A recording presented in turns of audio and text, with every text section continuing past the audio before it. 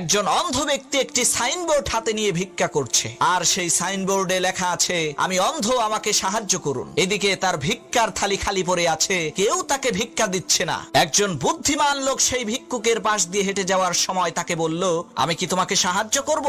তখন সেই ভিক্ষুক বলল, কি সাহায্য করবেন? তখন সেই বুদ্ধিমান লোক বলল, আমি তোমার সাইনবোর্ডের লেখাটা পাল্টে দেব। ভিক্ষুক বলল, ঠিক আছে।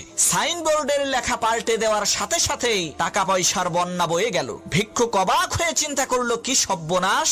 ওই লোকটি এই সাইনবোর্ডে কি লিখে দিল, আমি এত বেশি পরিমাণে ভিক্ষা পাচ্ছি। পরের দিন সেই বুদ্ধিমান লোকটি ভিক্ষুকের কাছে এসে বলল, কি অবস্থা ভাইজান? ভিক্ষুক বলল, ভাই, আপনি আমার সাইনবোর্ডে কি লিখে দিয়েছেন যার কারণে আমি এত বেশি পরিমাণে ভিক্ষা পাচ্ছি? তখন সেই বুদ্ধিমান লোক বলল, ভাই, তুমি যেটা লিখেছিলে আমি সেটাই লিখেছি, শুধুমাত্র শব্দের মধ্যে পার্থক্য। তুমি লিখেছিলে, আমি অন্ধ, আমাকে সাহায্য করুন, আর আমি এই কথাটিকে